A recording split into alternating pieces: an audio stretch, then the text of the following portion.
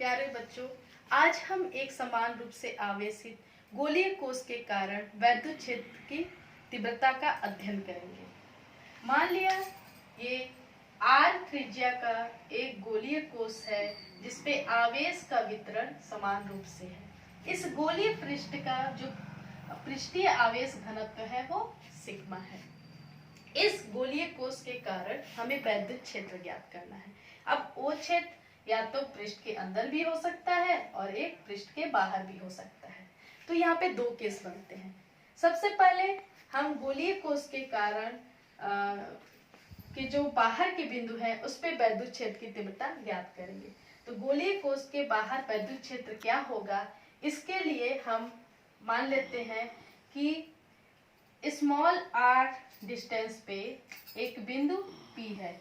यहाँ से इस गोलीय कोष के केंद्र से r दूरी पर एक बिंदु P है जिसपे हमें वैद्युत क्षेत्र की तीव्रता ज्ञात करनी है। ये बिंदु गोलीय कोष के बाहर है। इसके लिए सबसे पहले हमें एक गॉसियन पृष्ठ की कल्पना करनी होगी। यहाँ पे हम गोलीय गॉसियन पृष्ठ की कल्पना करते हैं जो बिंदु P से होकर जाएगा। एक गोलीय गॉसियन पृष्ठ होगा जो बिंदु P से होकर जाएगा।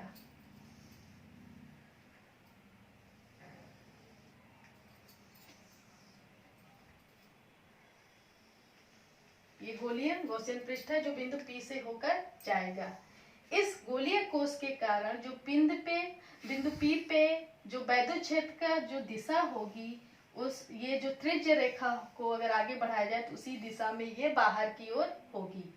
अब हम इस गॉसियन पृष्ठ से होकर गुजरने वाली वैद्युत फ्लक्स की गणना करेंगे। उसके लिए हम यहाँ बिंदु P पर एक स्मॉल एरिया ds लेंगे जिसका मैग्नीट्यूड ds होगा और इसका जो सरफेस वेक्टर ds होगा वो भी इस इलेक्ट्रिक फील्ड के डायरेक्शन में ही होगा।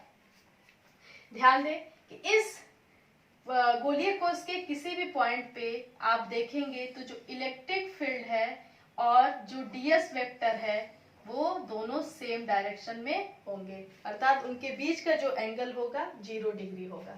अब इस स्मॉल एरिया के से होकर गुजरने वाला वैद्युत फ्लक्स अगर हम मान ले कि फाई है, डी फाई है, तो d phi equal to E vector dot ds vector.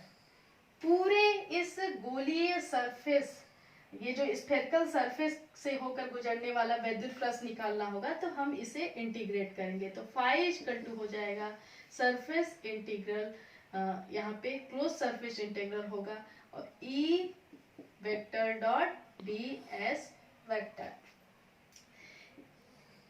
ये हो जाएगा क्लोज सरफेस इंटीग्रल ई ds cos theta.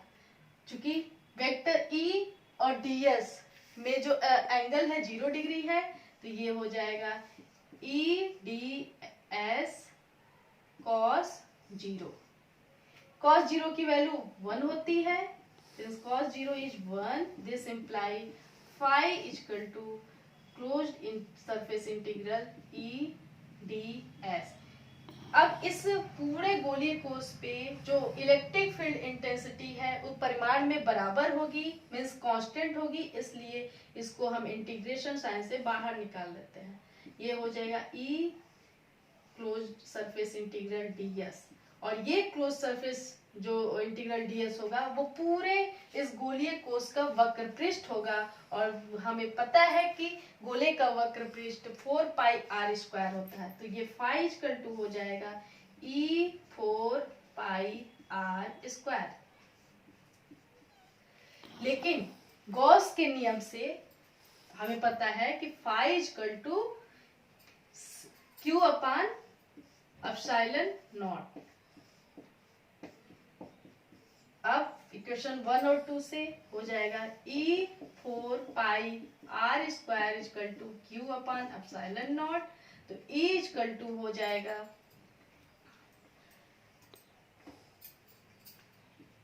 q upon 4 pi epsilon naught और स्क्वायर।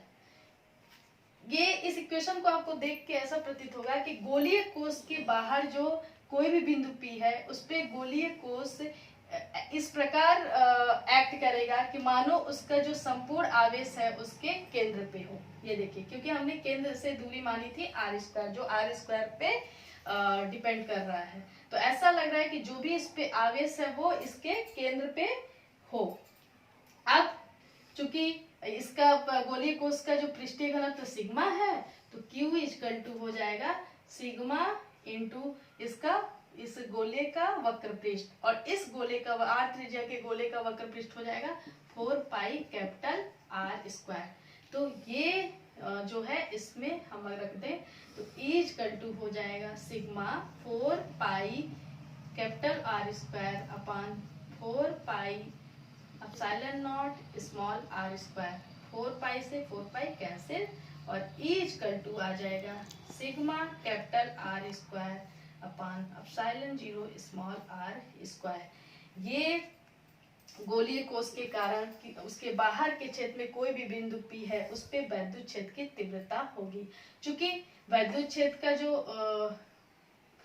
एक वेक्टर क्वांटिटी है, इसलिए इसको वेक्टर रूप में लिखेंगे कि E vector equal to sigma r² upon epsilon naught small r²। r unit vector, r unit vector radius के अलोंग जो यूनिट वेक्टर है वो है। ये हो गया गोलीय कोष के बाहर वैद्युत क्षेत्र। अब दूसरा केस है कि गोलीय कोष के भीतर क्या होगा वैद्युत क्षेत्र। तो गोलीय कोष के भीतर हम वैद्युत क्षेत्र की गणना करते हैं, देखते हैं क्या होता है। दूसरा पॉइंट है गोलीय कोष के भीतर। अब हम उसी प्रकार हम ये मान लेते हैं कि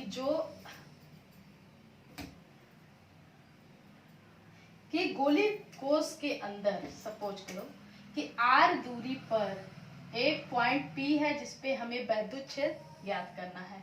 तो अब जो गॉसियन पृष्ठ लेंगे वो गोलीय कोष के अंदर होगा और वो P से होता हुआ जाएगा।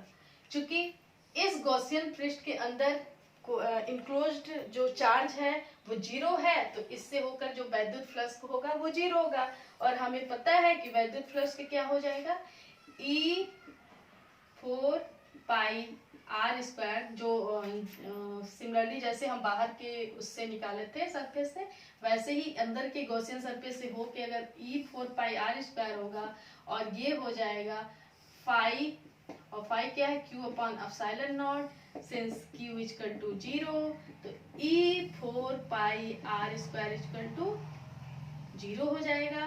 तो E की वैल्यू क्या आएगी 0, मतलब जो वैद्युत क्षेत्र गोलीय कोष के अंदर जो वैद्युत क्षेत्र होगा उसका मान 0 होगा।